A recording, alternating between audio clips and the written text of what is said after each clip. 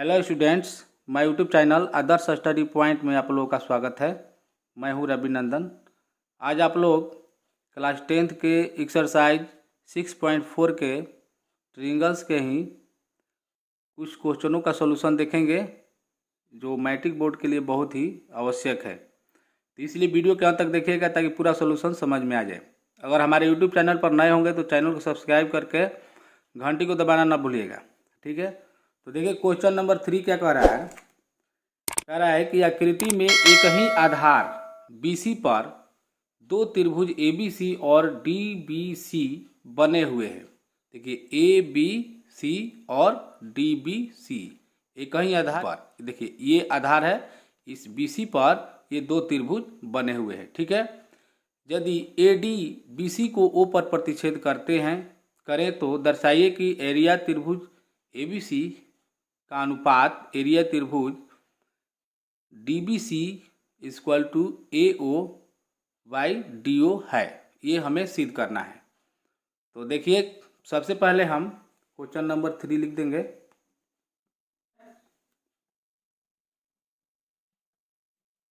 दिया है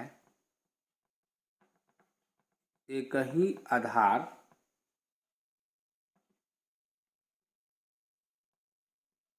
BC, ये BC पर दो त्रिभुज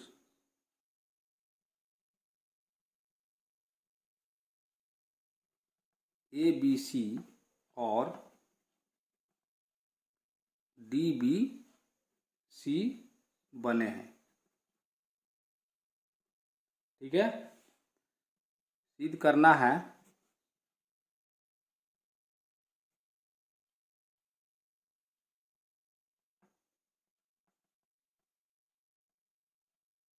एरिया त्रिभुज ABC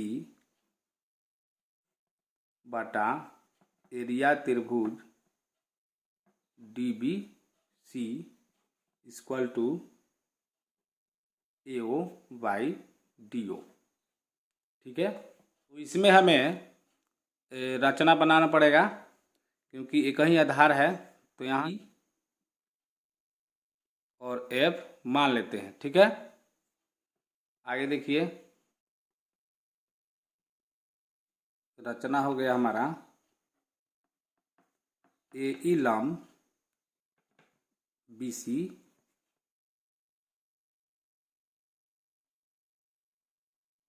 तथा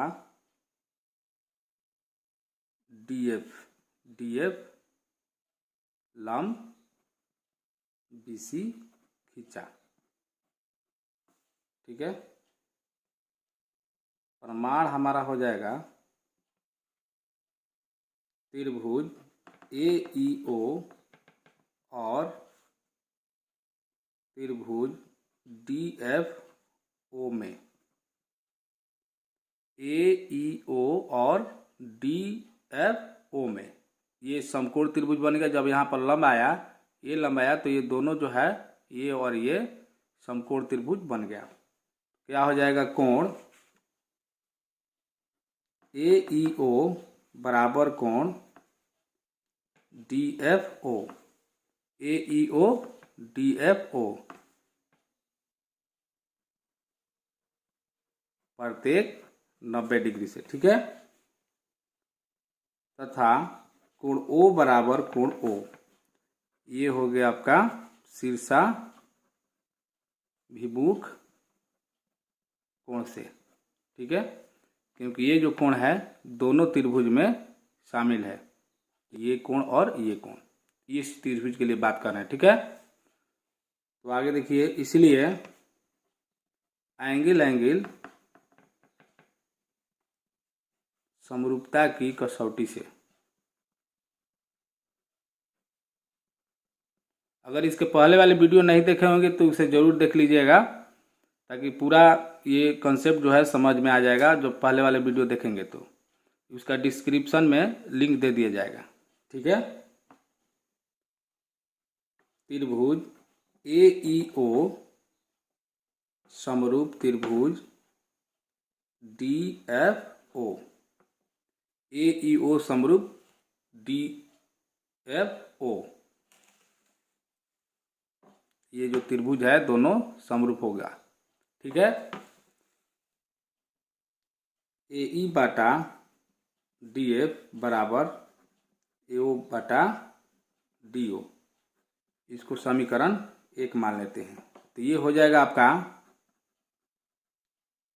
समरूप त्रिभुज के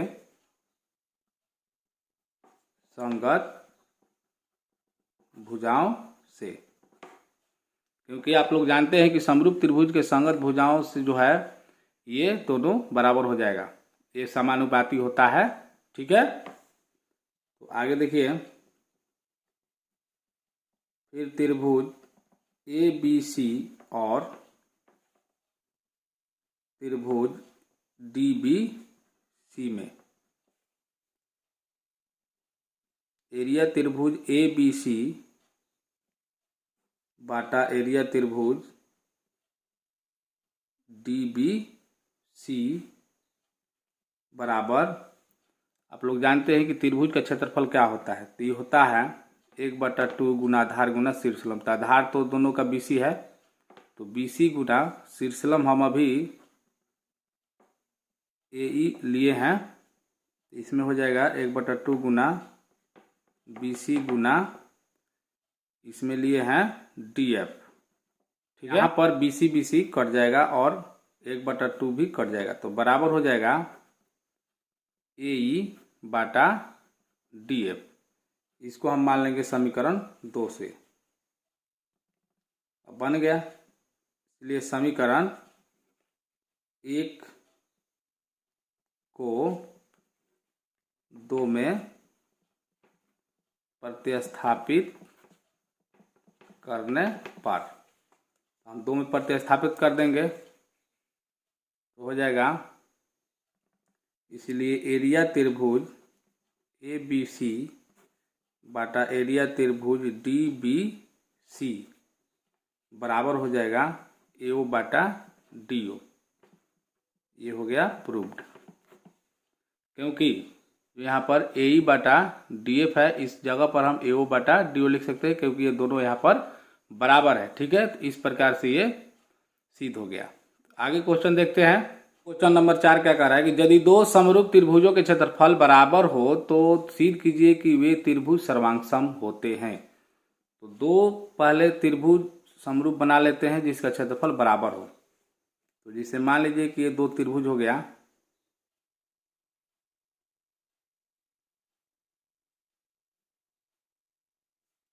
इसको मान लेते हैं ABC। ठीक है, और इसी प्रकार के एक और त्रिभुज बना लेते हैं जो समरूप भी हो और क्षेत्रफल भी बराबर हो, DEF। ठीक है, सबसे पहले हम लिख देंगे, दिया है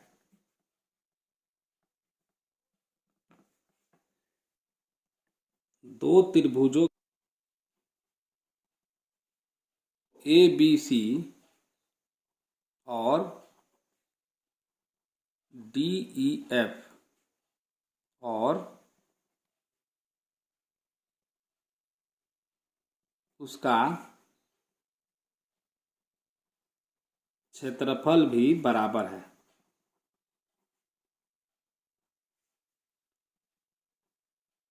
सिद्ध करना है त्रिभुज ABC सर्वांगसम। ये सर्वांगसम का चिन्ह है, बराबर देखो ऊपर ऐसे दिया जाता है, त्रिभुज DEF। तो प्रमाण हो जाएगा, क्योंकि त्रिभुज ABC समरूप त्रिभुज DEF, इसलिए हो जाएगा एरिया त्रिभुज ABC यानी कि त्रिभुज ABC का क्षेत्रफल बटा एरिया त्रिभुज DEF बराबर BC² बटा EF²। ये आप लोगों को पता है कि समरूप त्रिभुजों के क्षेत्रफलों का अनुपात उनके संगत भुजाओं के वर्गों के अनुपात के बराबर होता है। तो हम BC और EF को ले लेते हैं, BC और EF दो संगत भुजा ले लेते हैं, ठीक है। तो आगे देखिए, माना कि दोनों त्रिभुज का क्षेत्रफल एक मान लेते हैं 1 वर्ग इकाई है, ठीक है। इसलिए हो जाएगा दोनों क्षेत्रफल 1 वर्ग इकाई मान लिया तो क्या हो जाएगा BC स्क्वायर बटा EF स्क्वायर बराबर 1, क्योंकि दोनों त्रिभुज के क्षेत्रफल हमने 1 मान लिया। तो ये हो जाएगा, या हम इसको लिख सकते हैं BC स्क्वायर, ठीक है, बराबर EF स्क्वायर। अब दोनों में स्क्वायर है तो हम स्क्वायर हटा भी सकते हैं, तो यह हो जाएगा BC बराबर EF। ये दोनों भुजा बराबर हो गया, ठीक है। क्योंकि त्रिभुज ABC तथा त्रिभुज DEF समरूप है, ये चीज दिया है, इसलिए वे त्रिभुज समकोणिक हुए, ये त्रिभुज समकोणिक हो जाएंगे, ठीक है, यानी कि समान कोण के हो जाएंगे। तो इसलिए कोण B बराबर कोण E तथा कोण C बराबर कोण F, ठीक है। इसलिए त्रिभुज ABC और त्रिभुज DEF में, ठीक है, कोण B बराबर कोण E, कोण C बराबर कोण F, और अभी हमने यहाँ पर BC बराबर EF किया, BC बराबर EF, यानी कि एक भुजा और दो कोण यहाँ पर बराबर हो गया, ठीक है। इसलिए एंगल साइड एंगल सर्वांग समता से, ठीक है, त्रिभुज ABC सर्वांग सम त्रिभुज DEF, ये ही हमको सिद्ध करना था। आप लोग को पता है कि जब बिल्कुल बराबर हो साइड और एंगल, दो एंगल और एक साइड अगर बराबर हो गया तो त्रिभुज सर्वांग सम हो गए, ठीक है। इसे ध्यान से देख लीजिएगा,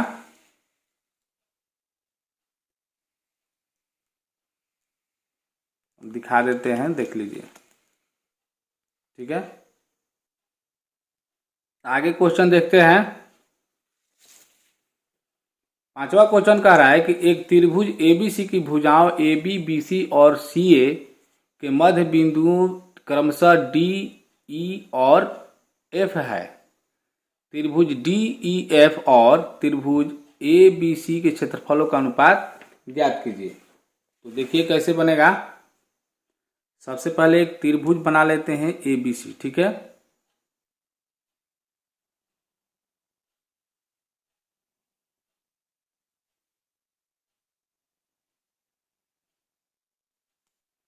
और ये ABC है, ABC, और इसके मध्य बिंदु है, मध्य बिंदु में है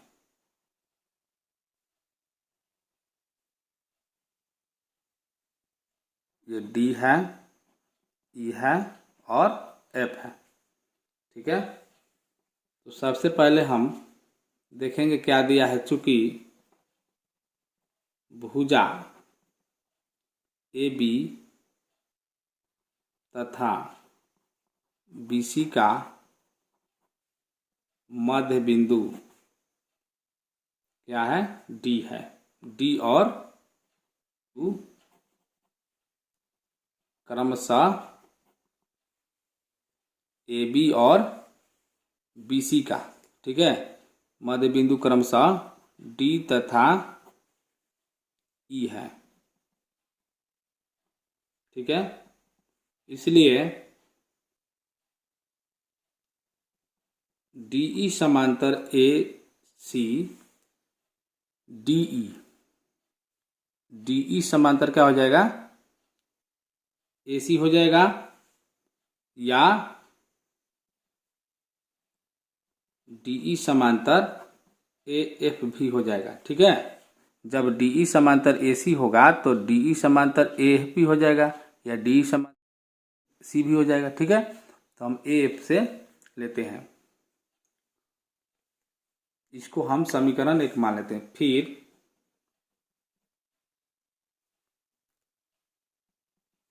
क्योंकि भुजा AB तथा AC का मध्य बिंदु क्रमशः D और F है। फिर AB और अब की बार AC ले लिया, ठीक है। तो हो जाएगा, इसीलिए DF समांतर BC या DF समांतर BE। फिगर पर ध्यान दीजिएगा, ठीक है। ये हो गया समीकरण 2। समीकरण 1 और 2 से AB AD EF, यहाँ पर देखिए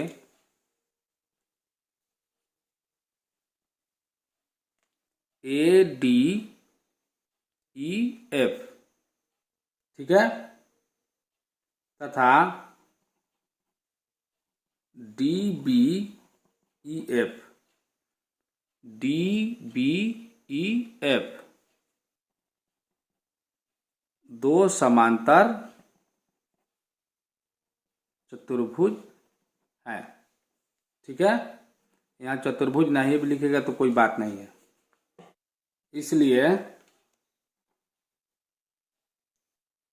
कोण A बराबर कोण